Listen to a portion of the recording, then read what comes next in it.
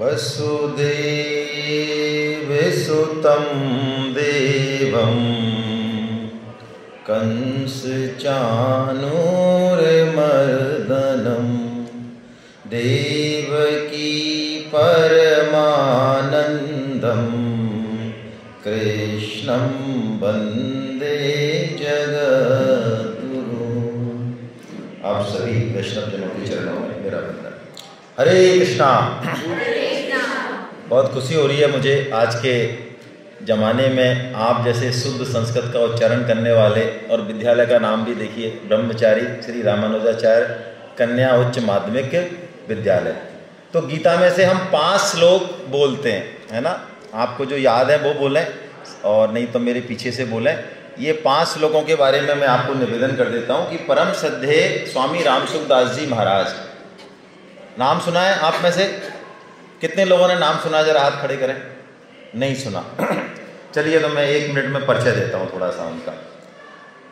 हमारे जो संत हैं, ऋषि हैं ना, उनके बारे में यदि हम सुने तो हमें सहसा विश्वास नहीं होगा कि क्या ऐसे मानव धरती पे हो सकते हैं। परम श्रद्धेय स्वामी जी महाराज करीब 100 साल 104 साल रहे इस धरा पे, और 95 ईयर से ज़्यादा उन्होंने भगवत गीता पर बोला। एक किताब भी लिखी है उन्होंने, साधक संजीवनी, आपके यहाँ भी होगी लाइब्रेरी में। 95 ईयर उन्होंने पूरे देश में नित्य प्रति गीता के ऊपर बोलते थे, फिर भी उनका आज तक कोई एक भी फोटो नहीं है। आप विश्वास कर सकते हो? कितने लोग मोबाइल चलाते हैं घर पे? चलो कितने लोग नहीं चलाते? ऐसे सूरवीर बताओ मेरे को। कितने लोग मोबाइल नहीं चलाते? एक बिटिया है हमारी, 2 3 4 5। मुझे उम्मीद थी यहाँ पे मिलेंगे। बहुत अच्छा है, तुम अपने आप के ऊपर ताली बजाओगे। तुम इतने अच्छे स्कूल में पढ़ रहे हो, इतना अच्छा वातावरण है, जहाँ ऐसे कुछ लोग हैं। मैं कोटा गया था परसों, जहाँ पे DDPS, कितना बड़ा स्कूल है, नाम सुना होगा ना, एलन वालों का, दिशा डेल की। 1500 बच्चे थे, एक बच्चे ने भी हाथ खड़ा नहीं किया वहाँ पे कि हाँ मैंने मोबाइल नहीं देखा। यहाँ देखो कम से कम 15 जो है हमारी बिटियाओं ने, बच्चियों ने, कन्याओं ने हाथ खड़ा किया है। मैं मोबाइल की बुराई नहीं कर रहा हूँ, मोबाइल का भी सदुपयोग हो सकता है, लेकिन हम इस पर चर्चा करेंगे। प्राय हम चीज़ों का सदुपयोग कम करते हैं, और बस तो हमें कैसे दुरुपयोग कम करना है और सदुपयोग बढ़ाना है, इस पे हम बात करेंगे। गीता बात करेगी हमारी, है ना? तो ऐसे स्वामी जी महाराज ने कहा कि इन 5 श्लोकों को यदि कोई बोलेगा प्रतिदिन, जो बोल सकते हैं हम 2 मिनट में, 1 मिनट में, सीढ़ियाँ चढ़ते हुए, बस में जाते हुए, कभी भी बोल सकते हैं, कहीं भी बात करते हो, कभी भी दिन में 1 बार बोलना है, तो उसका पतन नहीं हो सकता। और ये स्वामी जी ने कह दिया तो अटल है। तो आप बोलेंगे ना प्रतिदिन? मुझे उम्मीद है। तो चलिए मैं बोल रहा हूँ, मेरे पीछे से आप बोलेंगे। मैं एक एक चरण बोलता हूँ आपके सामने। चरण समझते हैं आप? कौन बताएगा मेरे को चरण क्या होता है श्लोक का? बताओ। ऐसे संकोच मत करो, बोलना चाहिए सबके बीच में, ना? आपके सब परिवार ही तो बैठा है। हाँ बेटा बता। श्लोक में 32 अक्षर होते हैं। कितने? उसके हम 4 टुकड़े कर दें तो कितने अक्षर हो गए? 8। तो 8 अक्षरों का एक चरण होता है। तो हम चरण के बाद थोड़ा रुकते हैं, तो अपन एक एक चरण बोलते हैं। ठीक है, रेडी? चलिए। अजोपि सन्नव्ययात्मा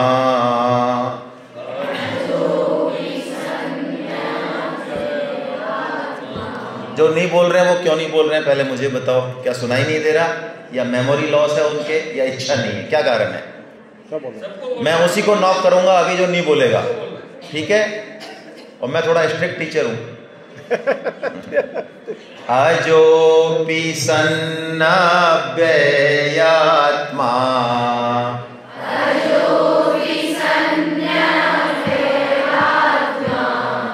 भूतानामीश्वरोऽपि सन्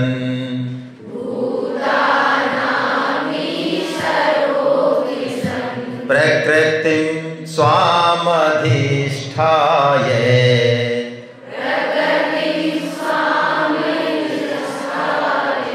सम्भवाम्यात्ममायया अब आगे के 2 श्लोक तो आपको याद होने चाहिए यदि आपने महाभारत देखी है तो। यदा यदा हि धर्मस्य ग्लानिर्भवति भारत अभ्युत्थानमधर्मस्य तदात्मानं सृजाम्यहं परित्राणाय साधूनां विनाशाय च दुष्कृतां धर्म संस्थापनार्थाय संभवामि युगे युगे। अब अगला मैं बोलता हूँ, 2 तो तुमको याद है। कई बच्चियां ऐसे होठ हिला रही हैं जैसे कि उनको याद ही है। क्या पता चल जाता है ना, किसी को याद नहीं होता है वो होठ हिलाता है, जब पता चल जाता है ना, है ना। जन्म कर्म च मे दिव्य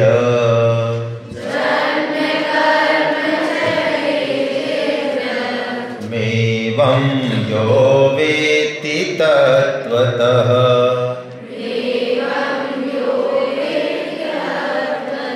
त्यक्त्वा देहं पुनर्जन्म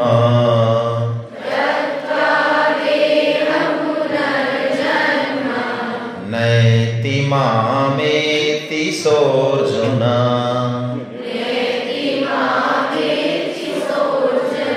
वीतराग भय क्रोध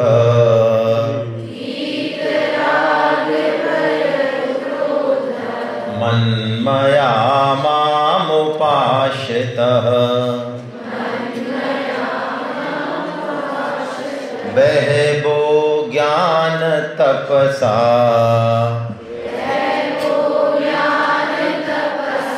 पूता मद्भावमागतः।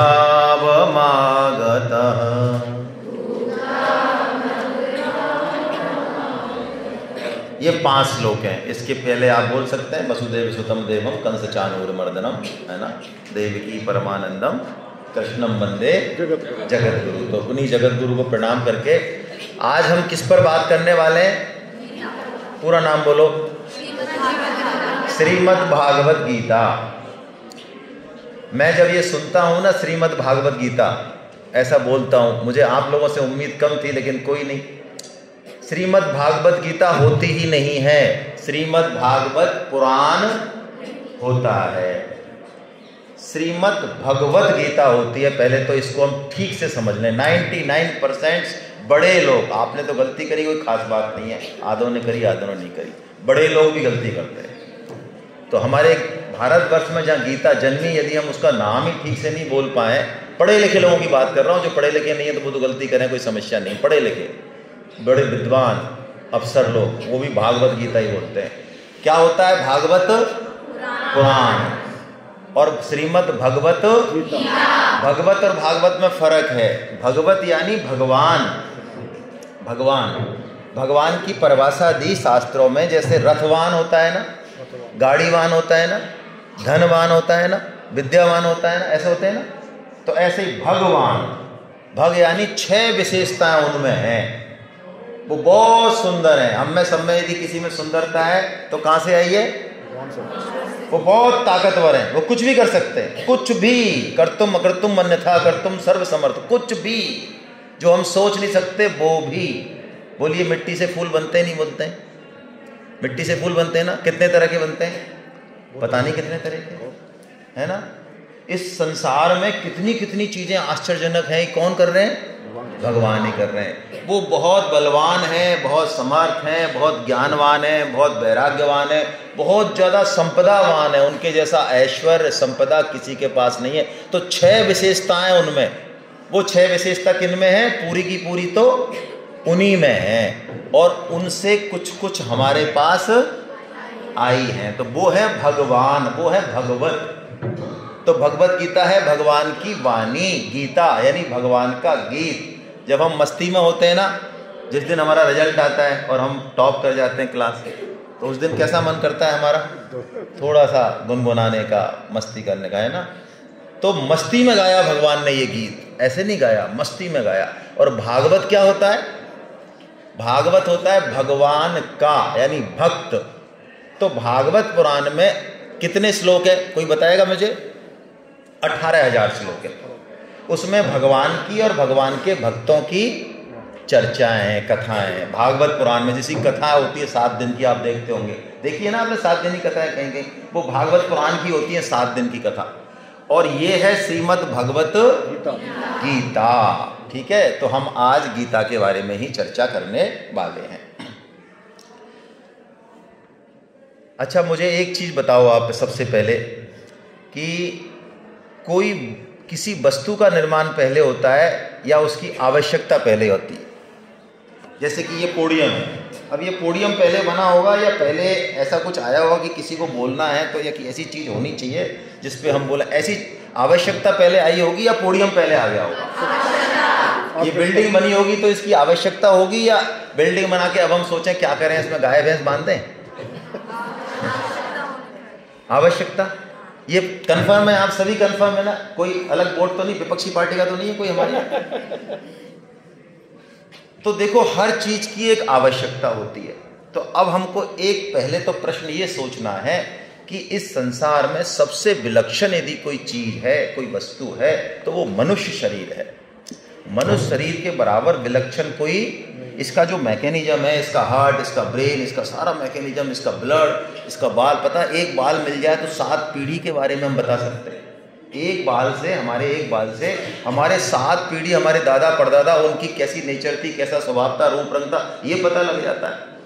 आज ब्लड हमारे हाथ में, वैज्ञानिक कितने ही बढ़ गए हों, लेकिन ब्लड का कंपोजिशन उनको पता है कि ब्लड में 99% ये है, पानी है, 0.1% ये है, लेकिन वो ब्लड को बना आज भी नहीं बना सकते। सामने है ना, ये मिट्टी सामने है, इससे हजारों तरह के फूल पैदा हो रहे हैं, क्या क्या चीजें हो रही हैं, चंद्रमा, सूर्य, सब चीजें हमारे सामने, लेकिन हम इनको जानना तो बहुत दूर की बात है, बना भी नहीं सकते। बना मतलब जानना तो दूर है, बना भी नहीं सकते, है ना? तो शरीर बहुत विलक्षण है। तो क्या शरीर की आवश्यकता हुई होगी या ऐसे ही बना दिया और बनाने के बाद सोचें क्या करें इसका? क्या लगता है? आवश्यकता हुई होगी ना पहले इसकी। तो आवश्यकता हुई होगी तो इसकी क्या आवश्यकता है, इस पर हमें चर्चा करनी चाहिए, नहीं करनी चाहिए? हम तो देखते हैं पूरे संसार में बच्चे पैदा हो रहे हैं, माता पिता बच्चों को पैदा करते हैं, पढ़ाते हैं, वो नौकरी करते हैं, वो शादी करते हैं, वो खाते हैं, पीते हैं, सोते हैं, लड़ते हैं, और फिर वही काम वो करते हैं और टाटा बाय बाय। तो क्या यही करने के लिए आए हम? ये तो पशु भी कर रहे हैं, है ना? पशु भी खा रहे हैं, पी रहे हैं, सो रहे हैं, नहीं कर रहे? सारे काम पशु भी कर रहे हैं, वही सारे काम हम कर रहे हैं। थोड़ा सा हम अच्छे तरीके से कर रहे हैं, हालांकि ये हम ही मान रहे हैं कि हम अच्छे तरीके से कर रहे हैं, है ना? ये हमारा मानना है, उनका ऐसा मानना नहीं है। पशु भी जो अपना खाना खाते हैं उसमें उनको बहुत मजा आता है, और पशु जो खाना खाते हैं उसको खाना खाने के बाद भी उनको हमसे कम बीमारियां होती हैं कि नहीं होती हैं? अभी ये कौन से फ्लोर पे, ये वाला फर्स्ट फ्लोर पे, सेकंड फ्लोर पे, है ना? तो अब आप तो बच्चे हो, हमारे कई लोग कहते अच्छा सेकंड फ्लोर है क्या, लिफ्ट लाओ, लिफ्ट लाओ, घुटनों में दर्द है। आपने किसी पशु को सुना, गाय भैंस को मेरे घुटनों में दर्द है? किसी को हार्ट अटैक सुना, हार्ट अटैक? किसी को बीपी? अच्छा, चील देखिए, चील, तो चील ऐसा उड़ती है एकदम तेज से, तो चील तो उड़े, और चिड़िया यहाँ बैठी है और चिड़िया की उड़ान थोड़ी सी होती है, तो चील को उड़ते देख के और चिड़िया डिप्रेशन में चली जाए कि भैया हमारे तो 85 नंबर आए, हम तो मरने जा रहे हैं। ऐसा होता है क्या? ये तो आई है टॉपर, ये तो, और हमारे नंबर कितने आए हैं? हमारे तो 50 ही आए, हम तो फेल हो गए, अब तो हम तो क्या है, आत्महत्या करेंगे, हम तो रेल की पटरी पर जा रहे हैं। ऐसा सुना है आपने कभी पशुओं में? तो बताओ, हम पशुओं से कहाँ श्रेष्ठ हुए? नहीं, वो हमसे बेहतर है या नहीं है भाई? अरे तो फिर हम किस लिए आए यहाँ? हमारी आवश्यकता क्या है? हमको इस पर विचार करना चाहिए। और जो चीज बनाता है ना, जिसने बनाई है, आवश्यकता उसको होती है, उसको पता है कि ये चीज की क्या नेसेसिटी है। एक कहावत सुनी है ना आपने, इंग्लिश में कौन सी है वो? Necessity is the mother of invention. Necessity is the mother of invention, है ना? सुनी है ना? तो ये देख लो, सही है ना बात? तो जिसने इसको बनाया मनुष्य शरीर को, किसने बनाया? भगवान ने। हमने बनाया, कन्या महाविद्यालय वालों ने। हमने नहीं बनाया तो हमें तो नहीं पता। तो जिसने भी बनाया है उससे पूछना चाहिए हमें। तो जिसने बनाया उससे पूछें कैसे? वो तो हमको दिखते नहीं, बात करते नहीं। तो उन्होंने, वो ऐसे नहीं है, जब वो इतनी सृष्टि को चला रहे हैं, इस सृष्टि में जो डिसिप्लिन है ना, जो बात है, हम तो चाहे लेट उठ जाएं किसी दिन या कह दें, एप्लीकेशन भेज दें, आज हमारी तबीयत खराब है, हम नहीं आते हैं, आज स्कूल नहीं आना, हमारे शादी है, हमारे ये है, और सूरज भगवान कह दें हमारे आज CL है, हम भी नहीं आते हैं, तो हलो। पता है सूरज भगवान से रोशनी नहीं मिलती। आप साइंस पढ़ोगे, ये हमारी जो सेल्स है ना, सेल्स, ये सेल्स जो जीवन है, हमारा जीवन, ये किससे चलता है पता है? ये सूर्य भगवान से चलता है। ये सूर्य भगवान नहीं है, आप 1000 वाट के बल्ब जला लो, कुछ भी कर लो, कुछ भी कर लो, प्राण नहीं रहता, जीवन नहीं रहेगा। जिस दिन सृष्टि खत्म होती है, शास्त्रों में लिखा है सूर्य भगवान अपनी जो धुरी है वो छोड़ देते हैं, तब जीवन खत्म होता है, तब सृष्टि खत्म होती है। यानी हमारा जीवन, हर का, हमारा सबका जीवन, पशुओं का, किससे चल रहा है? सूरज भगवान से चल रहा है। तो बोलो, उनको थैंक्स बोलना चाहिए, नहीं बोलना चाहिए? तो कैसे बोले? कैसे बोलते हो? बोलना चाहिए ना? कैसे बोलोगे बताओ? देखो, सूरज भगवान जब हमारे देश में आए, हमारे देश में मतलब हमारे यहाँ आए, वो कई बार विदेश में भी रहते हैं। जब रात रहती है तो वो कहाँ रहते हैं? विदेश में रहते हैं। तो सूरज भगवान यदि हमारे देश में आए तो हम पड़े नहीं रहे, खड़े रहे। कितने लोग हैं जो पड़े रहते हैं? हेलो हेलो, ब्रह्ममुहूर्त का मतलब समझते हैं? तो सूरज भगवान का पहला आदर, पहला थैंक्स तो ये है कि हम जब भगवान आए उससे पहले ही 1.5 घंटे पहले हम चेतन हो जाएं। एक तो ये है सबसे पहला, तो और कुछ नहीं चाहते वो हमसे। और दूसरा क्या है, यदि कर सको तो जब भगवान सूर्य आए तब उनको 1 लोटा जल जो है अर्पण कर देना चाहिए। पूरे त्रिलोकी को, परोपकार वाले समझते नहीं है, जिनको परोपकार की भावना बहुत ज़्यादा होती है। परोपकार अच्छा है, लेकिन आध्यात्मिकता की कॉस्ट पे परोपकार ठीक नहीं है। पूरे त्रिलोकी को जल पिलाएं, इतना पुण्य भगवान सूर्य को अर्घ देने से मिल जाता है ना। उसमें लाल पुष्प या कुमकुम को तो डाल के भगवान सूर्य को अर्घ दें। इससे आपको 4 चीज़ें मिलेंगी अपने आप। हम यदि सुबह उठेंगे और भगवान को अर्घ देंगे, अर्घ भी नहीं दे पाए तो मानसिक नमस्कार कर लो भगवान को मंत्र बोल के, सूर्य भगवान को, है ना। ऐहि सूर्य सहस्त्रांशो तेजो रासे जगतपते अनुकंपय माम भक्त्या ग्रहाना अर्घम दिवाकरा, ये मंत्र है छोटा सा। और भगवान को नमस्कार कर लो, राजी हो जाते हैं, भगवान प्रसन्न हो जाते हैं। जैसे हमारी माता पिता प्रसन्न हो जाते हैं ना, हम उनको प्रणाम कर दें, थोड़ा सा स्माइल कर दें, है ना, तो प्रसन्न हो जाते हैं ना। तो 4 चीज़ें दे देते हैं भगवान हमें। क्या दे देते हैं 4 चीज़ें? आयुर्विद्या यशो बलम। ओहो, ये 4 चीज़ें फोकट में मिलेंगी हमको। आयु मिलेगी अच्छी, विद्या मिलेगी, यश मिलेगा और बल मिलेगा। बल चाहिए ना, जिंदगी को चलाने के लिए बल चाहिए, बल मिलेगा अपने आप। ये काजू बादाम से नहीं मिलता बल। हाँ, ठीक है। तो भगवान से पूछना पड़ेगा कि आपने हमको क्यों बनाया। वो मिलते नहीं है, तो उन्होंने एक चीज ऐसी छोड़ रखी है जो हमसे बात कर सकती है, जिसमें उन्होंने अपना समस्त ज्ञान रख दिया। कैसे रख दिया? जैसे कि देखिए, हम कभी कोई गिटार लाएं या कोई माइक्रोवेव ओवन लाएं या कोई और चीज़ लाएं बाजार से, कोई गजेट्स लाएं, है ना, इलेक्ट्रॉनिक गजेट्स लाएं, तो उसके साथ एक छोटी सी किताब आती है। क्या बोलते हैं उसको? क्या बोलते हैं? Manual, instructions manual, users manual. उसमें क्या होता है? उसमें ये लिखा रहता है कि इस चीज़ को कैसे काम में लाना है। हम उसकी बात मानते हैं ना? मानते हैं। क्यों मानते हैं? क्योंकि यदि हम बात मानेंगे तो उस चीज़ का बेस्ट यूटिलाइजेशन होगा, ऑप्टिमम यूटिलाइजेशन होगा, सर्वोत्तम उपयोग। और यदि नहीं माने तो ब्रेकडाउन में चली जाएगी, चीज़ खराब हो जाएगी, है ना। तो हर चीज़ का यूजर्स मैनुअल है। तो आपको क्या लगता है, मनुष्य जन्म का भी यूजर्स मैनुअल होगा या नहीं? तो क्या है भाई? श्रीमद् भगवत गीता। गीता। तो हमको श्रीमद् भगवत गीता को हर मनुष्य को पढ़ना चाहिए। हिंदू, मुसलमान, ईसाई, क्रिश्चियन, कुछ भी हो, उससे कोई मतलब नहीं है। भगवत गीता के लिए जो है विवेकानंद जी ने कहा कि भगवत गीता एक ऐसा ग्रंथ है जो हिंदू को एक अच्छा हिंदू, मुसलमान को एक अच्छा मुसलमान, क्रिश्चियन को एक अच्छा क्रिश्चियन बनाती है, एक अच्छा इंसान बनाती है। क्यों? ये यूजर्स मैनुअल है। इसमें भगवान की बातें हैं जिनको यदि हम सीखेंगे बहुत जल्दी। आप लोगों का बहुत सौभाग्य है कि आपको ऐसे संरक्षक, ऐसे टीचर मिले।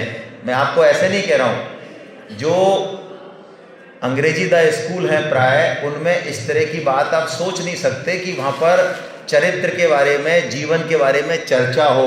वो केवल ऊपरी फौरी तौर पर चीज़ों को बस शोबाजी में लगे हुए। इससे बहुत बड़ा नुकसान होने वाला, मैं बात करूँगा इस पर। तो भगवत गीता में जीवन के बारे में सारी चीज़ें बताई हुई है। आपकी जितनी भी बातें हैं, समस्याएं हैं, हर चीज़ भगवत गीता में है। हमको शरीर को स्वस्थ रखना है, हाँ भगवत गीता में है। मेरा मन खराब चीज़ों में जाता है, मैं व्हाट्सएप ज़्यादा देखती हूँ, या मैं माता पिता की बात कम मानती हूँ, या मेरा किसी से झगड़ा हो जाता है, या मेरे को कंसंट्रेट नहीं होता है एग्जाम के टाइम में, मुझे डर लगता है, मन नहीं कितनी भी समस्याएं यदि आपकी हैं क्या ऐसी समस्याएं? अरे हैं तो मैं बात करूँगी, तो मैं क्यों बात करूँ आपसे? यदि ऐसी समस्याएं हैं तो इन सब का समाधान गीता में है। ये तो मैंने बताया। इसके अलावा हजारों समस्याएं, ऐसी समस्याएं भी, आपकी कोई ऐसी समस्या भी हो जिसको आप अपने गुरुजन से भी नहीं कह सकते हो, अपने माता पिता से भी नहीं कह सकते हो, मान लो ऐसा भी कोई हो सकती है बात। आपके मन में ऐसा लगे कि नहीं, इनके पास सॉल्यूशन नहीं होगा, मेरी समस्या तो बहुत ही अलग तरह की है, बहुत ही विचित्र तरह की है, तो भी उसका समाधान गीता में हमको मिल जाएगा। ऐसी है गीता, हर समस्याओं का समाधान है गीता। ठीक है, तो आप क्या सुनना चाहते हैं बताइए? आपके मन में कोई बात हो तो वहां से शुरू करें, नहीं मैं अपने मन से बताऊं जल्दी से। किसी के मन में कोई बात है क्या गीता के बारे में कि साहब गीता में ये चीज आप हमें बताओ गीता से? किसी ने, अच्छा कितने लोगों ने गीता पढ़ी है? कितनी करना? थोड़ा बहुत गीता, थोड़ी बहुत मतलब थोड़ी बहुत कि हाँ हम घर पे गीता पढ़ते हैं, हमारे घर पे है ना, बस इतने से। चलिए, तो आप लोग गीता कैसे पढ़ोगे? पहले मैं इस पर चर्चा करूं। यदि मैं कहूं कि आज से आपको गीता अवश्य पढ़नी है, हम चर्चा तो करेंगे गीता पे, लेकिन मैं कह रहा हूं आपको भगवत गीता अवश्य पढ़नी है घर पे, अवश्य।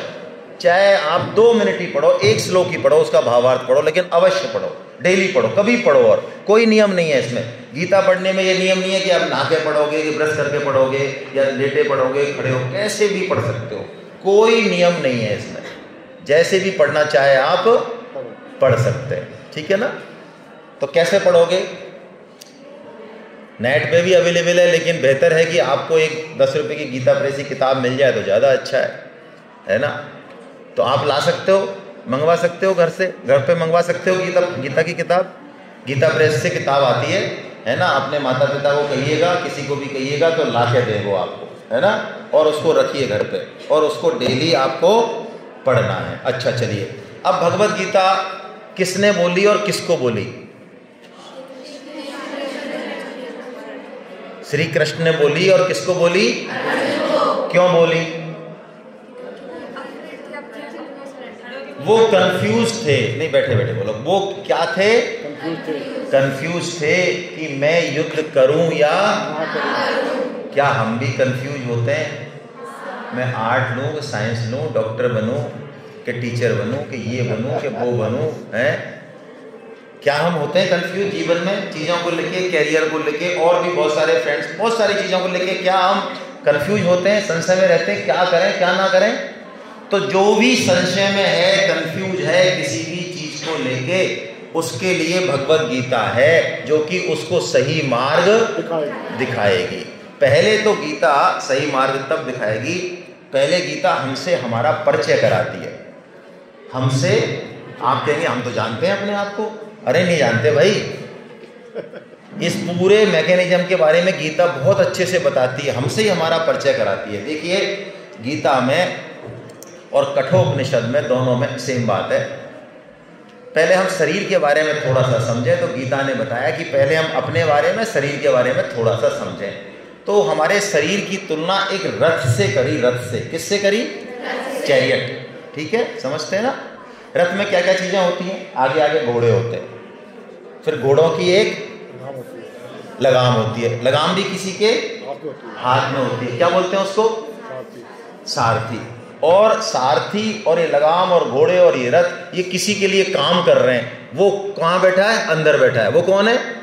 रथी, सवार, रथी है, ठीक है। तो अब हम मनुष्य शरीर पे आते हैं, अपने शरीर पे आते हैं, अपनी बॉडी पे आते हैं।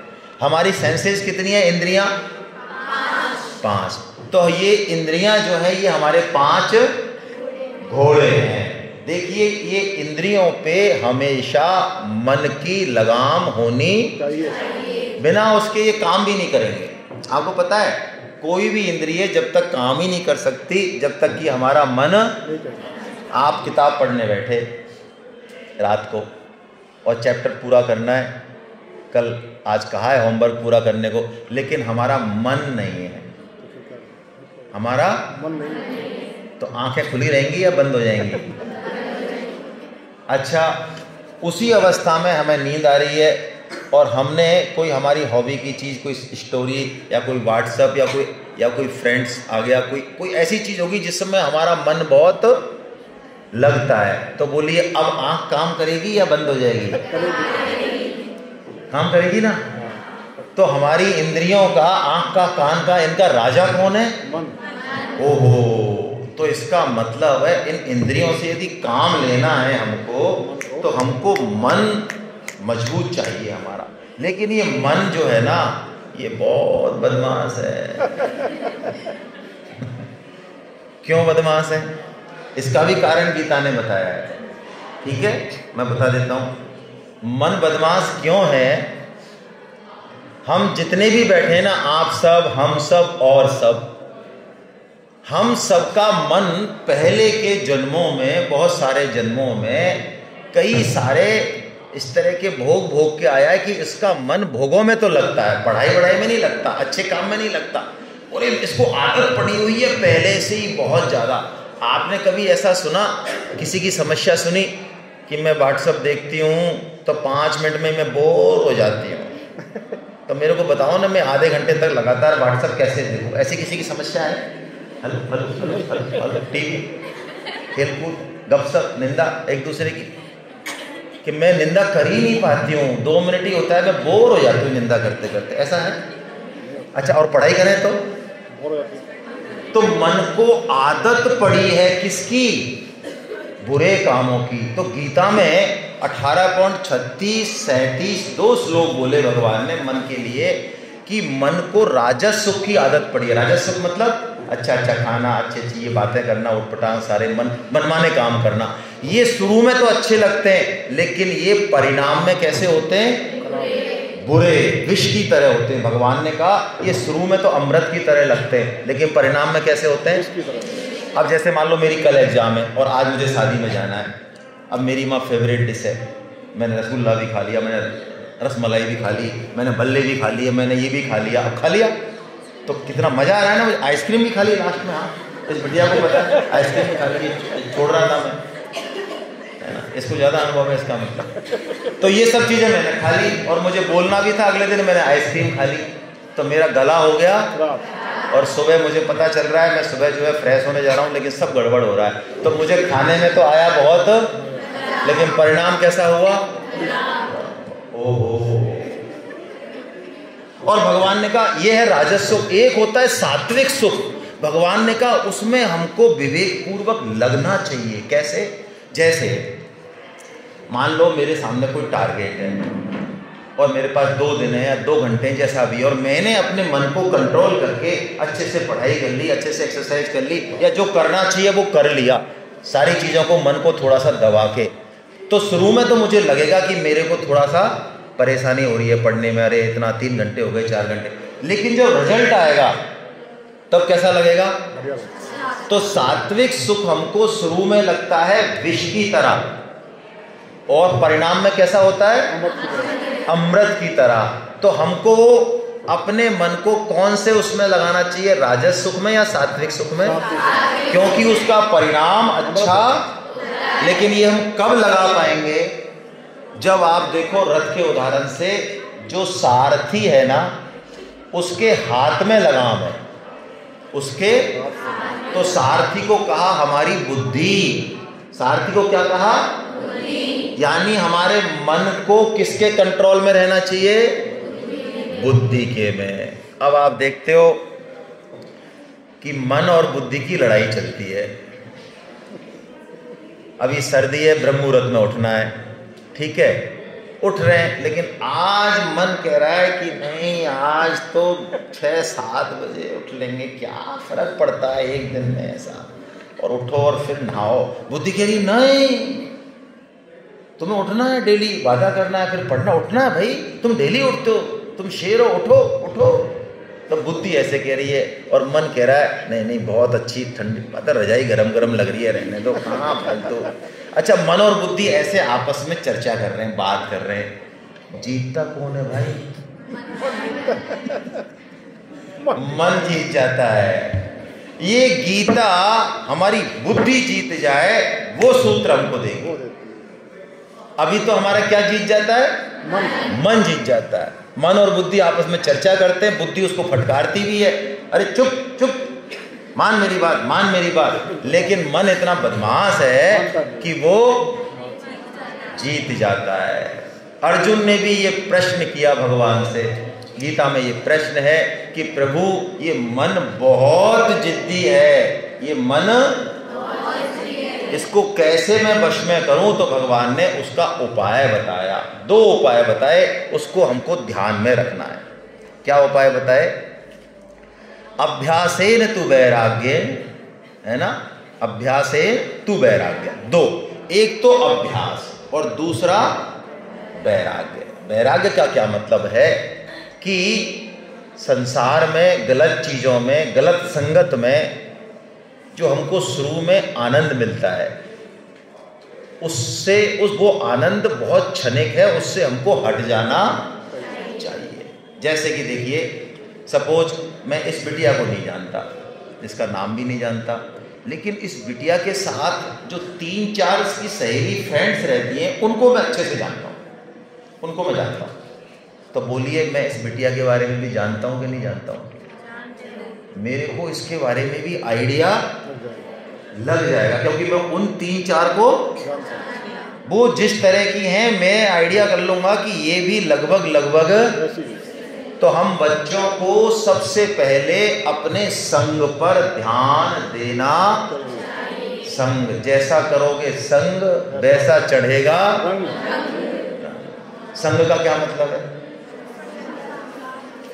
देखिए संघ का एक मतलब तो जो है, जो आप समझ ही रहे हो कि हमको कैसे फ्रेंड सर्किल में। इसके अलावा गीता में संघ का मतलब ये बताया कि हमारी इंद्रियां, हमारा मन और हमारा बुद्धि, इनका आहार देखो ये क्या चर रही हैं, चराई कर रही हैं, इनटेक क्या है इनका, हमारी आंखें क्या देखना चाह रही हैं, हमारे कान क्या सुनना चाह रहे हैं, मन क्या सोच रहा है ज़्यादातर समय, बुद्धि कहाँ जा रही है, कैसी चीज़ें पढ़ना चाह रही है, उसकी खुराक क्या है, उसके विचार क्या है, उसके भाव क्या है। जैसा उसमें डालोगे, 5 इंद्रियों में और मन बुद्धियों में जैसा इनटेक डालोगे, कचरा डालोगे, तो रिजल्ट में क्या आएगा। मैं उदाहरण देता हूँ कि मान लो रात को आप सोए और सोते समय आपने खूब जो है व्हाट्सएप देखा, है ना, और ऊटपटांग किसी की निंदा करी और कुछ चिंतन किया, तो रात को बोलिए आपके सपने में भगवान श्री कृष्ण आएंगे मुरली बजाते हुए। यदि आपने भूत प्रेत की बात करी मान लो रात को, तो रात को कौन आएंगे, भगवान श्री कृष्ण आ जाएंगे? नहीं आएंगे ना, भूत प्रेत ही आएंगे। तो जैसा करेंगे संग वैसा होगा। तो सबसे पहले हमको अपने संग पर विशेष ध्यान चेक करो, अपने आप को 24 आवर्स चेक करो, मेरी आंख, कान, इंद्रियां, मन, बुद्धि, इसका इनटेक क्या है, इनटेक कहाँ जा रहा है, ये क्या खाना चाह रहा है, इसकी रुचि किधर है, उसको ठीक करो, उसको ठीक करो पहले। बिना इसको ठीक किए बिना कहीं भी आप सफल नहीं हो सकते। ये बात, ये पहला सूत्र मान लो गीता का, ठीक है। और इसका लगातार अभ्यास करना है। अभ्यास से चीजें बिल्कुल सही हो जाती हैं, बहुत हल्की हो जाती है। आप में से कितने लोगों ने कुएं में से पानी खींचा है या देखा है कुएं में से पानी खींचते हैं?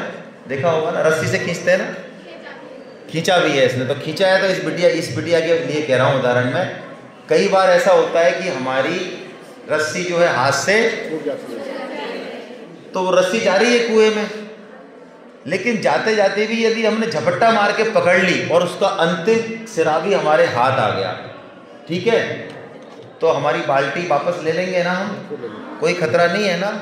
गीता में ये बताया है, आपको कभी भी घबराना नहीं चाहिए कि अरे मैं तो कुछ भी, ये तो इसलिए साल तो खराब हो गया, मैं तो साइंस में तो ये हो गया, मेरे पास समय ही नहीं है। गीता कहती है आज से आप शुरुआत कर दो और लक्ष्य को हासिल कर लो, पहली बात। दूसरी बात, कभी भी अपने जीवन में ये जो पढ़ाई है ना, और पढ़ाई से जो हम बनने वाले हैं, उसको बहुत ज़्यादा तवज्जो नहीं देनी चाहिए। उसमें मेहनत पूरी करनी चाहिए, लेकिन उसमें बहुत ज़्यादा तवज्जो नहीं देनी चाहिए, क्योंकि वो पूरा जीवन नहीं है। हमारा जीवन अभी, आपका तो इतना आगे पूरा प्रोफाइल खुला हुआ है हर बच्चे का, वो अपने आप को जीवन में प्रूव कर सकता है। पढ़ाई में मान लो वो एवरेज भी रहे, तो ये मतलब नहीं है कि वो जीवन में पिछड़ने। आपने अब्दुल कलाम की कहानी सुनी है? सबने सुनी है? कितने लोगों ने नहीं सुनी है? सब नहीं सुन रखी है, फिर तो मैं नहीं बोलूँ। अच्छा, हैं बताना कितने लोगों ने नहीं सुनी है? आपको पता है अब्दुल कलाम आज़ाद एनडीए में सेलेक्ट हो गए थे, नेशनल डिफेंस एकेडमी, जो आर्मी में सेलेक्ट होते हैं ना, आर्मी में एंट्री का सबसे बढ़िया लेवल है वो। लेकिन उनका इंटरव्यू था देहरादून में, सेलेक्ट तो हो गए वो रिटन में। तो देहरादून जाने के लिए उनके पास पैसे नहीं थे, वहाँ से रामेश्वरम उधर उनका घर है दक्षिण में। तो उनकी बड़ी बहन ने अपने गहने बेच के उन्होंने विश्वास दिलाया कि मेरा सिलेक्शन 100% हो जाएगा, पहली तनख्वाह में ही मैं तुम्हारे गहने बनवा दूंगा।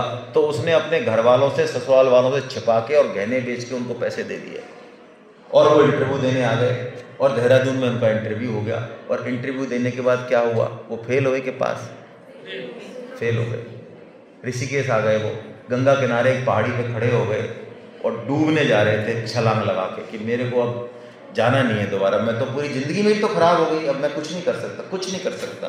शिवानंद स्वामी आश्रम है वहाँ पे, शिवानंद स्वामी संत थे, वो दौड़ के आए क्योंकि उनको लग गया, उनकी एक्टिविटी से, वो पहाड़ी पे वो चक्कर काट रहे थे, उनको लग गया कि ये कुछ ना कुछ गड़बड़ करने वाला है, ये कोई लड़का है। तो वो दौड़ के आए, तो पूछा तो उन्होंने कहा मैं जा ही नहीं सकता वापस, अपनी बहन को शक्ल ही नहीं दिखा सकता, मेरे को तो मरना ही है, मेरे को तो आत्महत्या ही करनी है।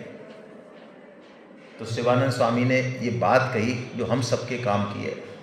उन्होंने कहा कि तुमने पूरी मेहनत की, रिजल्ट तुम्हारे हाथ में नहीं है। हो सकता है जो चीज़ तुम चाह रहे हो, किस्मत, भाग्य, प्रारब्ध, डेस्टिनी, कुछ भी कह लो, वो तुमको इससे भी कहीं और दूसरी जगह, अच्छी जगह ले जाना। इसलिए खड़े हो जाओ दोबारा से और करो मेहनत। और यही हुआ। और अब्दुल कलाम आज़ाद बाद में क्या बने? प्रेसिडेंट को तीनों सेनाओं के जो अध्यक्ष है ना, वो सैल्यूट करते हैं, पता है आपको? वो यदि सेलेक्ट हो जाते तो क्या बनते? कर्नल, मेजर, ब्रिगेडियर, ज्यादा से ज्यादा और क्या बनते? मेजर जनरल बन जाते हैं। तो जीवन में कभी भी हमको अपने रिजल्ट से हार नहीं माननी चाहिए, पहली बात। दूसरी बात, किसी को कॉपी नहीं करना चाहिए। आप लोग ये समझो, हर बच्चा, हर बच्ची, यानी हम सब, आप सब, हम सब बहुत अलग तरीके से बने। हम सबको भगवान ने कुछ कुछ क्वालिटी दी है, सबको वो सबको नहीं दी। कोई क्वालिटी मेरे को दी, कोई क्वालिटी आपको दी, कोई। और जो आपके पास जो क्वालिटी है, यदि आपने उसको पहचान लिया, अपनी स्ट्रेंथ को, अपने गुण को, अपनी सामर्थ्य को, अपनी कैपेसिटी को, अपनी रुचि को, आपकी जो हॉबी है, जहाँ मन लगता है अच्छे से, उसको पहचान लिया, उसको कैरियर बनाना है, बजाय कि भेड़ चाल करनी है। और भेड़ चाल करनी है और असफल रह जाएं तो उसमें सिर पीटें, ये करने के बजाय गीता कहती है कि आप अपने आप को पहचानो और उसी हिसाब से मेहनत करो और रिजल्ट की चिंता मत करो। हमारा कर्म करने में अधिकार है। अब मैं थोड़ी सी बात आपके लिए, मातृशक्ति के लिए बता रहा हूँ कि आपका तो बहुत विशेष सौभाग्य है। हमारे समाज में ये दुर्भाग्य है कि लड़की होने पे लोग शोक करते हैं। पहले ज़्यादा करते थे, अब आजकल कम करते हैं। आप और भाग्यशाली हो, आपके पिताजी और माताजी तो जो है खुश हुए होंगे जब आप हुए होंगे। हमारे टाइम पे थोड़ा सा सैड सॉन्ग बजता था, लड़कियाँ होती थी जब, है ना। आजकल ऐसा क्यों, होना भी नहीं चाहिए। देखिए ये सृष्टि जो है ना, मातृ शक्ति में एक सृजन शक्ति है। क्या है? सृजन शक्ति। और मातृ शक्ति में सारे हमारे जितने भी हमारे वैल्यूज हैं ना, धर्म संस्कृति की जो वैल्यूज हैं, उनका कैरियर जो है ना वो मातृ शक्ति है। मैं आपके लिए उदाहरण नहीं दे रहा हूं, लेकिन आप अपने घर में भी इस उदाहरण को अप्लाई कर सकते हो। बड़े लोगों के लिए दे रहा हूं। मेरे पिताजी का या मेरे दादाजी का श्राद्ध है। किसके पिताजी हैं? मेरे। लेकिन 99% मुझे याद नहीं। कौन याद दिलाएगी? महिला। बोलो। उसके पिताजी हैं, उसका बचपन निकला। 99% घरों में वही तैयारी करेगी, वही सारी याद दिलाएगी, वही सब करेगी। और ये भाई साहब जिसके पिताजी है वो आराम से मस्त हैं, वो होश ही नहीं कहाँ है। यानी हमारे वैल्यूज का जो कैरियर है, उसका जो संवर्धन है, पोषण है, वो भगवान ने आपको यानी मातृ शक्ति को एक विशेष विधा दी है। इसलिए आज से अपने आप को कमतर तो मानना ही नहीं है। कमतर तो हम हैं ही नहीं, हम तो बहुत उच्चतर हैं। ये अलग बात है कि कुछ समाज की कुछ कुरीतियों के कारण और हमारे इतिहास के कारण कुछ इस तरह की परंपराएं पड़ गई हैं। गीता में ऐसी बात बिल्कुल नहीं है। मैं नाम नहीं लूँगा, लेकिन कुछ धर्मों में ऐसा कहा जाता है कि स्त्रियों को भगवान की प्राप्ति नहीं होती, ऐसा कहा जाता है। आपको शायद पता नहीं होगा या पता हो, ये बात बिल्कुल झूठ है।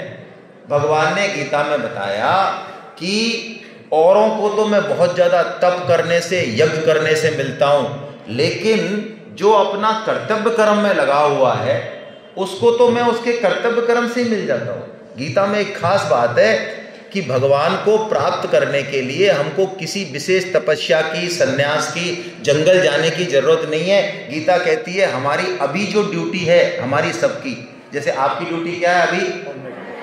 पढ़ना, घर पे जाके होमवर्क करना, माता पिता की बात मानना, कुछ अच्छी चीज़ें सीखना, फ्यूचर के लिए तैयारी करना, ये सब आपकी ड्यूटी हो गई। मेरी ड्यूटी कुछ और है। तो यदि मैं अपनी ड्यूटी करूं, मैं एज ए टीचर, मुझे आपको ठीक से अच्छा जो है नॉलेज लेना चाहिए, अच्छे से डिलीवर करना चाहिए अच्छी चीज़ें, तो ये मेरी ड्यूटी होगी। मैं पूरी प्रॉम्प्टनेस से पढ़ाऊँ। तो मेरी जो ड्यूटी जब भी है, उस ड्यूटी को यदि मैं ठीक से करूँ, जिसको कि भगवान ने पूजन करना कहा। ठीक से करने का मतलब भगवान ने कहा तू कर्मों के द्वारा मेरी पूजा कर, तो भगवान कहते मैं तुझे प्राप्त। तो मातृ शक्ति में ये विशेष बात है, लेकिन ये विशेष बात कब रहेगी? जब आप अपने आप को डिसिप्लिन करोगे। ये आज के समय की बहुत आवश्यकता है। मातृ शक्ति की सबसे बड़ी जो असेट्स है वो तो हम सब की है, लेकिन आपकी विशेष है चरित्र निर्माण। अपने चरित्र को बिल्कुल सिक्योर रखना है, क्योंकि आज का समय ऐसा है कि उस तरह के चांसेस ज़्यादा हैं कि हम गलत चीज़ों की तरफ अपने मन को ले जाएं। उससे अपने को बचाए रखना है। और ये आज भी सत्य है, पहले भी सत्य था। यदि हम स्ट्रांग हैं अपने मन से और सच्चे हैं, तो कोई भी कैसा भी ताकतवर व्यक्ति होगा वो हमको टच नहीं कर सकता। एक घेरा है मातृशक्ति के पास, यदि वो खुद उस घेरे को तोड़ दे तो बात अलग है। मैं क्या कह रहा हूं, मेरी बात समझ में आ रही है? मातृशक्ति के पास एक ऐसा घेरा है भगवान ने दिया है कि यदि वो उसको सिक्योर रखे अच्छे से, जो कि रखना ही चाहिए, क्योंकि उससे आगे का वंश चलेगा, आगे का पूरी वैल्यू चलेंगी, आगे की पूरी संस्कृति चलेगी, उस पर जिम्मेदारी है, तो उसको कोई भी टच नहीं कर सकता। दूसरी बात, आप सबको, मातृशक्ति को, हमारी माँ को, हमारी बहन को, सबको भगवान ने एक स्पेशल शक्ति दी। क्या शक्ति दी? हम सबके पास तो 5 इंद्रियां हैं, मन है। आपके पास एक 6 सेंस है। 6 सेंस क्या है? वो पुरुषों के पास बहुत कम होती है, होती ही नहीं है। डपोर सन के हो बिल्कुल।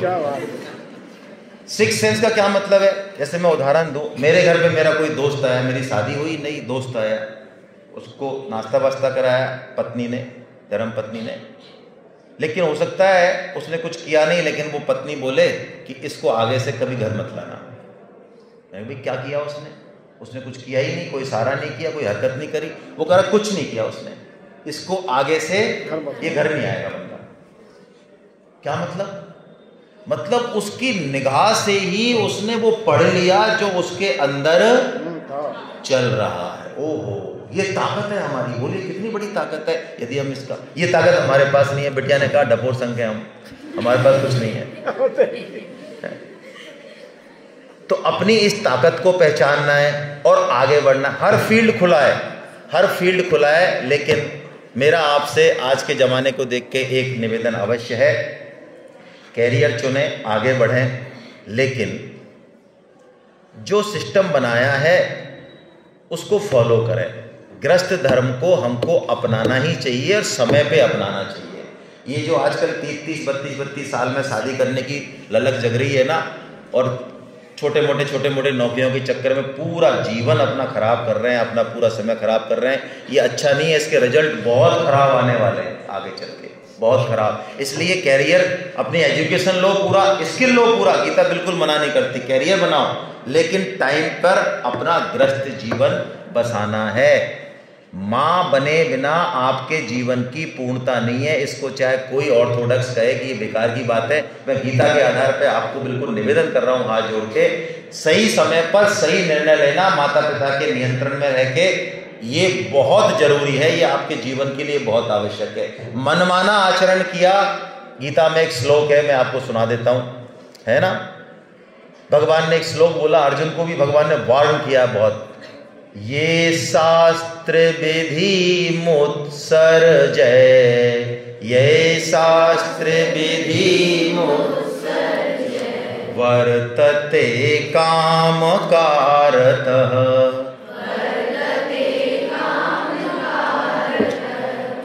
न स सिद्धिम अवाप्नोति,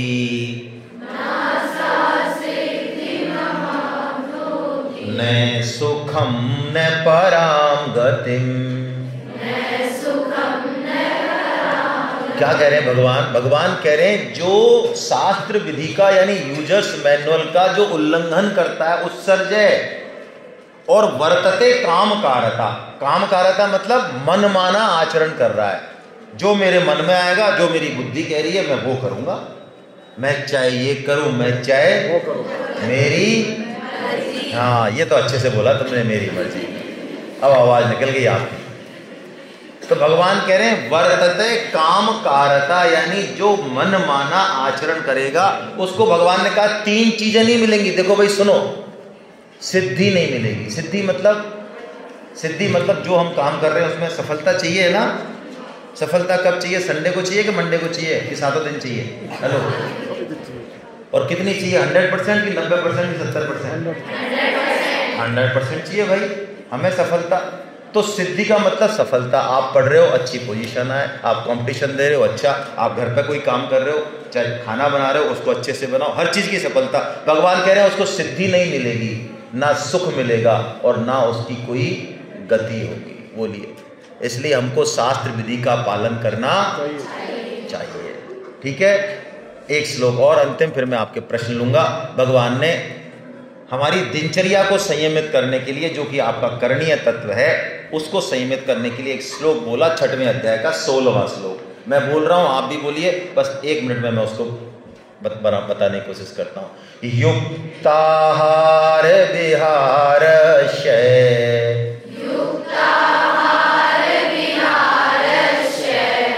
युक्त चेष्टस्य कर्मसु,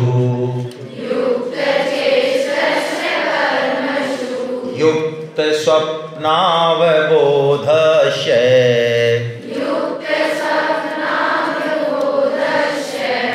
योगो भवति दुःखः।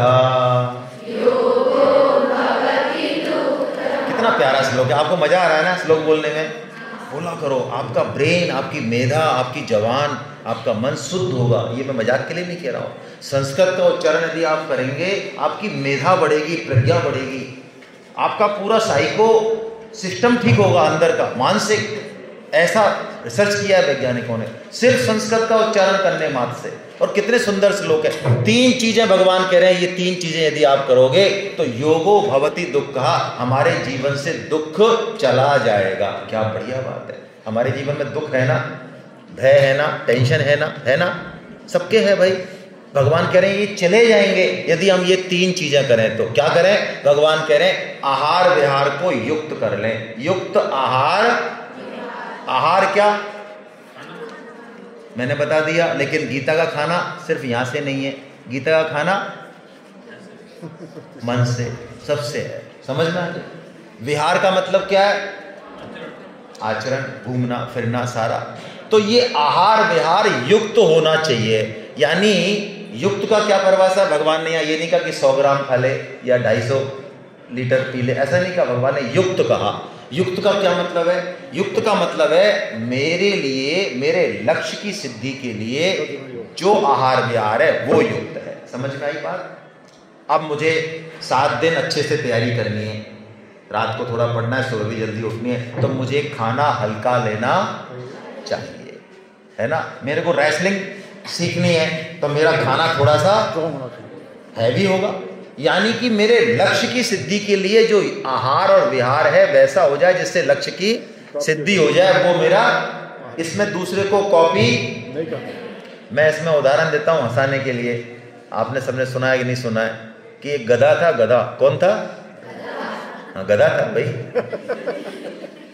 तो गधा था, वो उसको नदी पार करनी थी, तो उस नदी में पानी आ गया, थोड़ा ज़्यादा डेली जाता ही था। तो उसने सोचा यार इसमें पानी कितना, जाऊं कि नहीं जाऊं, कैसे जाऊं, तो थोड़ा चिंता कर रहा था। बगल में इतने में उधर से एक ऊंट आया और वो नदी पार करके आ गया। तो गधा उसके पास गया कि ये आ गया क्या पार करके? उसके पास, भाई साहब आप पार कर। हाँ, हम तो आ गए आराम से। कितना पानी है भाई साहब? कि घुटनों तक पानी है, कोई दिक्कत नहीं, आप चले जाओ। तो वो गधे भाई साहब चले गए। तो फिर चले ही गए कि पहुंच गए? चले गए फिर वो पहुंचे नहीं वो। तो दूसरे की हमको कॉपी नहीं करनी भाई, ठीक है। कोई कहता है कि मेरे एक रोटी खा के अच्छा रहता है, कोई कहता नहीं मैं बिना खाए अच्छी तरह से पढ़ाई करती हूँ। जैसा आपको लगे लक्ष्य की सिद्धि। और दूसरी बात, सबसे इससे भी ऊंची बात, युक्त चेष्टस्य कर्म। ओहो, हमको अपने जीवन में जो समय है ये, इसको किस कर्म में, चेष्टा में लगाना चाहिए। ऐसा तो नहीं हम फालतू ही अपना समय खराब कर रहे हो, रिजल्ट कुछ नहीं आया और बहुत सारा समय लगा दिया किसी चीज में, है ना।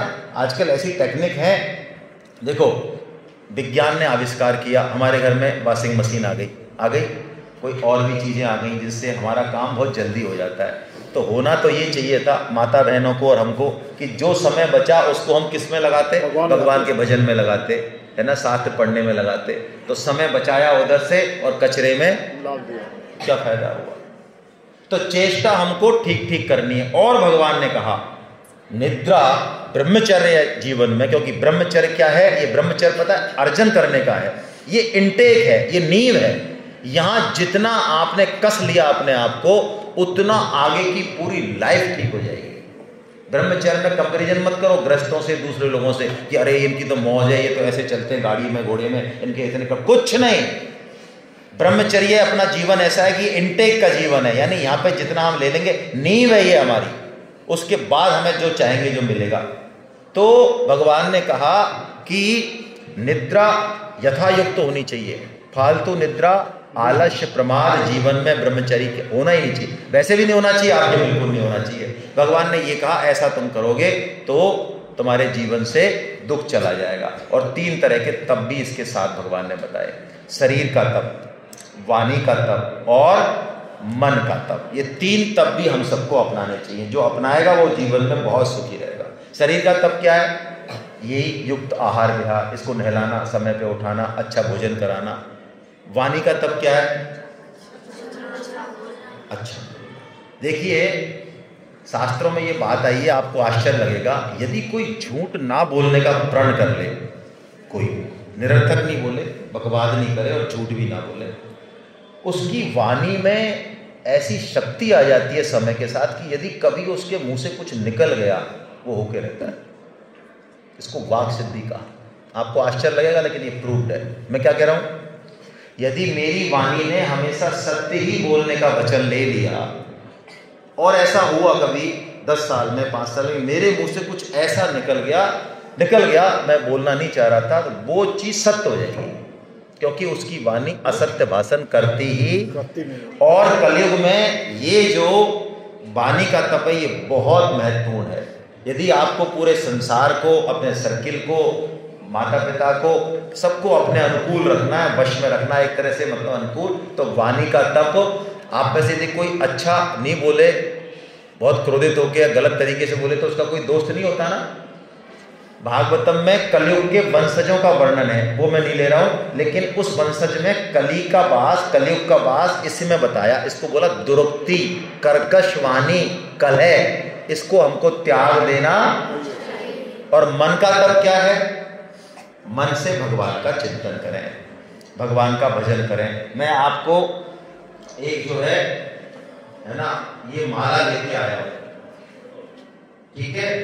आप सबसे मेरा निवेदन है, सभी मातृ शक्तियों से, मेरी सभी बिटियाओं से, कन्याओं से, माताओं से, है ना, सभी मातृ शक्ति हैं, कि इस माला को आपको अवश्य करना है।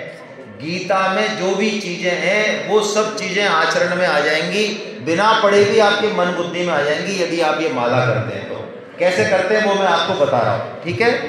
कैसे करते हैं वो मैं आपको बता रहा हूं, आप देखें, मेरी तरफ देखें। देखिए इस माला में ये है, इसको बोलते हैं बैग, माला बैग, है ना, धोती बोलते हैं। माला हमारी माता है ना, माला हमारी माँ है, माँ, जो हमें अपने पिता से, हमारे पिता से यानी भगवान से मिलाएगी। तो माला को कभी भी बिना इसके नहीं रखते, मतलब ओपन नहीं रखते इसको, ठीक है ना, ओपन नहीं रखते। समझ में आ गई बात? अभी तो मैं तुमको बता रहा हूँ ओपन करके। अब देखो, आप दिख रहा है इस माला में 4 चीजें हैं, जरा देखो। एक तो ऊपर ये बोलते हैं इसको फूंदना, क्या बोलते हैं? ये है ना फूंदना। और इसके नीचे एक बीड़ है मणका, इसको बोलते हैं सुमेरु, ये सबसे ऊपर का मणका है। ये कौन है? सुमेरु। इसको ऐसा मानते हैं हम लोग कि ये राधा और कृष्ण हैं दोनों मिलकर। कौन है ये? ये ऊपर सुमेरु जो है, ये कौन है? और ये 108 मनके हुए, 108। हम मानते हैं कि ये 108 उनकी सखियां हैं, गोपियां हैं, जो कि नृत्य कर रही हैं, भगवान श्री कृष्ण को, राधा को रिझा रही हैं, ठीक है। या तो आप बाद में बांट देना, ऐसा करना, थोड़ा सा रुकी जाओ, बाद में बांट देना, जिनको नहीं मिलेगा, ठीक है, रुकी जाओ, डिस्टर्बेंस हो जाएगा। चलो, क्योंकि इनका ध्यान उधर जा रहा है। कोई बात नहीं बेटा, आ जाओ, बाद में बांट, एक बार रुक जाओ, बैठ जाओ, क्योंकि तुम्हारा डिस्टर्बेंस होगा, बाद में बांट। अब देखो करना कैसे है माला, करनी कैसे वो मैं बता देता हूँ आपको। इधर देखो बेटे, बैठो, बैठ जाओ। ये जो सुमेरु है ना, इस सुमेरु पर हमको हाथ लगाना है और मन में अपने इष्ट का ध्यान करना है। जो भी इष्ट है ना, जिसको भी हम बहुत ज्यादा चाहते हैं, भगवान श्री राम को चाहते हैं, भगवान श्री कृष्ण को चाहते हैं, अपने दादा को, दादी को, माता को, पिता को भी याद कर सकते हैं आप, उनसे विशेष है ना, उनका इष्ट का ध्यान कर लें, ऐसे उनको प्रणाम कर लें, मानसिक प्रणाम कर लें। और महामंत्र बोलना है हमको। महामंत्र में क्या है? महामंत्र हरे कृष्ण कृष्ण कृष्ण हरे हरे, हरे राम राम राम हरे हरे, हरे कृष्ण कृष्ण हरे हरे, हरे राम राम राम हरे हरे, हरे कृष्ण कृष्ण कृष्ण हरे हरे, हरे राम राम राम हरे हरे। आगे बढ़ता जा रहा हूँ। यदि किसी का भगवान श्री राम में इष्ट है, भगवान श्री राम अच्छे लगते हैं, तो क्या बोलना है इस मंत्र को? हरे राम राम राम हरे हरे, हरे कृष्ण कृष्ण कृष्ण हरे हरे, हरे राम राम राम हरे हरे, हरे कृष्ण कृष्ण कृष्ण हरे हरे। ऐसे करते करते हम यहाँ आ गए, मान लो ऐसे हरे कृष्ण, और फिर ऐसे आएंगे तो पता चल जाएगा अरे माला हमारी पूरी हो गई। तो इसको ओवर टॉपर नहीं करना है, इसको क्रॉस नहीं करना। राधा कृष्ण के ऊपर होके भी जाते हैं हम लोग, तो ऊपर होके चले जाएंगे कि अगला मंत्र ले गया तो क्या करेंगे हम लोग? हम इसको टिल्ट कर देंगे क्लॉकवाइज या एंटी क्लॉकवाइज, बस इतना ही काम करना, और कोई सावधानी नहीं है। और ये जो उंगली है, ये जो उंगली, इसको इस माला से टच नहीं करना है कभी भी। इसलिए इसमें ये जो ये जो बैग है इसमें एक तरफ तो बड़ी ओपनिंग है, इसमें से हाथ निकाल दे दिया अंदर, और ये वाली जो उंगली है ये छोटी ओपनिंग है सामने, इसमें से ये निकाल लिया, निकाल ली और ऐसे करके, और देखो ये लगा दिया, ऐसे लॉक लगा दिया यहाँ पे, ये लॉक लग गया आराम से, और अंदर मैंने माला इसमें निकाल ली और मस्त हो जाओ बस। भगवान आपके साथ है हमेशा, कोई कुछ नहीं बिगाड़ सकता। ये मैं आपसे बिल्कुल हाथ जोड़ के कह रहा हूँ, मैं जो बात कह रहा हूँ इसको बिल्कुल हृदय में धारण कर लो। यदि आप एक माला दो माला की डेली कर रहे हो ना, कोई कुछ नहीं, जिंदगी में कभी कोई टेंशन तनाव कुछ नहीं हो सकता आपका। आप एक महीने करके देखो इसको, इसका प्रत्यक्ष प्रभाव देखो। ऐसा मत समझना आपका समय खराब होगा ना। यदि आप माला करोगे, आपका कंसंट्रेशन, आपकी प्रज्ञा, आपका ओरिएंटेशन इतना हो जाएगा कि आप जो 3 घंटे में पढ़ोगे वो आप 1 घंटे में पढ़ोगे। ये मैं कहते जा रहा हूँ आपसे। आपको माला अवश्य करनी है, चाहे कुछ भी हो जाए, डेली करनी है, चाहे बिस्तर पे सोते हुए करो, दौड़ते हुए करो, भागते हुए करो, ब्रश करने से पहले करो, फ्रेश होने से पहले करो, बाद में करो, कोई नियम नहीं है। ध्यान रखना इसमें कोई फालतू बात नहीं करेगी, मैं नाई ने इसलिए नहीं किया, ब्रश नहीं किया, कुछ नहीं, कोई नियम नहीं है इसमें, करनी है। और बीच में यदि माला छूट जाए तो उसको 0 काउंट करना है, दोबारा से पूरी करनी है माला। एक माला तो प्रतिदिन करें, वैसे हमको 16 माला करनी चाहिए, क्योंकि हमारी जितनी सांस होती है 24 घंटे में उतनी, और इससे बढ़िया कोई साधन नहीं है। पढ़े लिखे लोग हालांकि इसको नहीं समझेंगे, है ना, जिनके पास पैसा है, पद है, लेकिन ये बहुत जबरदस्त चीज है। आप करके देखो, आपको बहुत आनंद आएगा। बिना करे बिना इसका पता नहीं लगेगा। मेलोडी खाओ, खुद जान जाओ, खुद जान जाओ। अब माला आप हमेशा नहीं कर सकते, क्योंकि कई जगह ऐसी होती है कि हम माला को नहीं ले जा सकते। तो क्या करना है, एक काउंटर भी आपको दिया है हमने। इस काउंटर में अपने माता पिता को ही बताना, जितनी भी बीमारी है, हार्ट, ब्लड प्रेशर, सब की दवा है। क्या करना है, इस काउंटर को लॉक लगा लो अपनी उंगली के हिसाब से, ऐसे लॉक लग जाता है। देखो ये लगा रहा हूँ मैंने ये लॉक लगा लिया, ये लॉक लग गया इसका, इसमें लॉक लग जाता है पीछे, अभी आप देख लोगे, ये लॉक लग गया है ना, लग गया ये।